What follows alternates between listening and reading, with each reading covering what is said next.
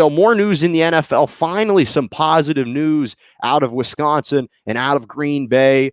The Green Bay Packers have re-signed running back Aaron Jones, 4-year, $48 million deal to stay in Green Bay with the Packers, a $13 million signing bonus. And finally, the Packers are showing some nascent business skills. Finally, for the first time, we know that they swung and missed on J.J. Watt. They really didn't pursue him that aggressively. And I thought that was a major mistake. I thought that was, whether or not you can actually afford to pay him $15 or $16 million, which they weren't, I would have expected them to have pursued J.J. Watt a little bit more aggressively. They decided not to, but finally they made the first prudent investment of the past perhaps 5-6 years.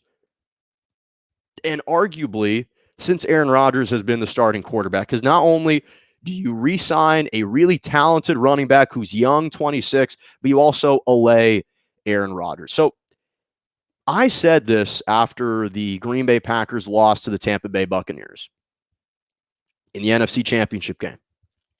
I said that despite the fact that there were different plays that Aaron Rodgers could have made with his legs on that final drive before they settled for the field goal, it's true he had some daylight, he had some green room to run. But despite all that, Aaron Rodgers still was the MVP of the league. 4,300 passing yards, 48 touchdowns, 5 interceptions, incredible touchdown to interception rate.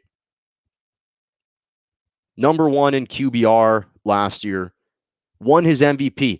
And when you as the organization in that year don't draft with your first round draft pick any impact player, instead you draft an eventual replacement, and in the meantime just a backup to Aaron Rodgers that can't help him out in any way, and he goes out and wins MVP. If you follow that up by not signing his key running back, that's irreparable to me.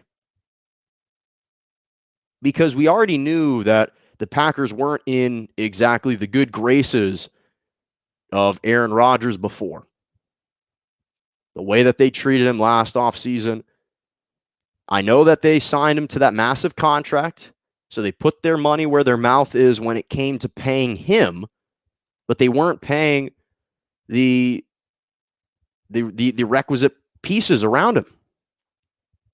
They weren't paying these ancillary guys who could come in and contribute. And so if you're Aaron Rodgers, finally the organization is sending you a message. We are trying to hear you out a little bit more. You just proved to us that you're still more than capable of playing at a high level. And the Packers ranked eighth in the NFL in rushing last year. So what that shows is that they utilize the run game. In Matt LaFleur's offensive scheme, they utilize the run game. And Aaron Jones, who was drafted in the 5th round out of UTEP, finished 4th in the NFL in rushing last year. His second straight 1,000-plus rushing yard season, finished with over 1,100 rushing yards last year, despite missing 2 games with a calf injury. He was absolutely fantastic. We know that in 2019.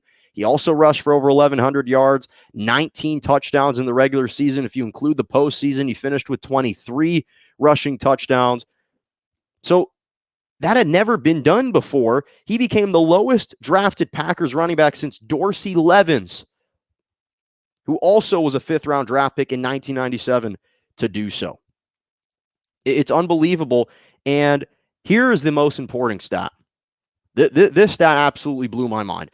Jones is only one of 2 players in NFL history to post 3,000-plus yard rushing games, or rushing yards, 3,364, and 35-plus rushing touchdowns, 37, with an average of 5-plus yards per carry in their first 4 seasons. The only other player is Jim Brown.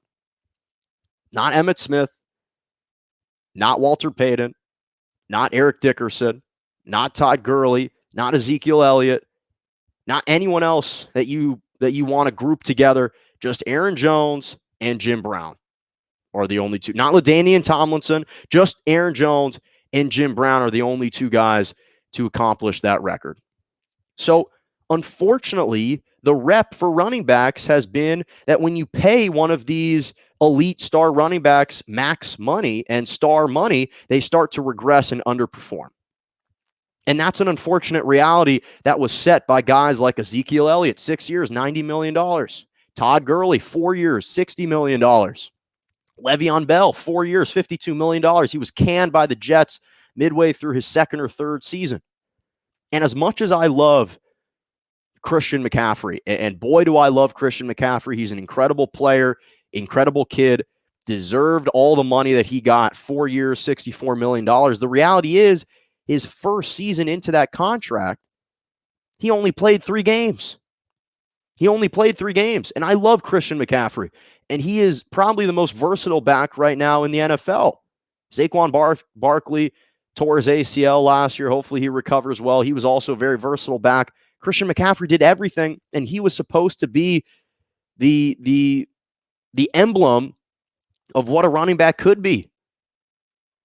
And so a lot of these GMs are reticent to sign these running backs to these massive deals. The only guy that has kind of bucked the trend is Derrick Henry, because Tennessee wouldn't be anything without Derrick Henry. He's been absolutely sensational. And the reality is, Aaron Jones has been just as valuable, not just as valuable, but extremely valuable, and to me, indispensable to the Packers. And so this was a decision that had to be made, because running backs are still, even though their value has been sapped a little bit in the market because of some of these prior guys that have come in, the reality is Aaron Jones is proving his worth in Green Bay. He absolutely is proving his worth, and the Packers have shown a propensity to be frugal and parsimonious when it comes to spending on guys.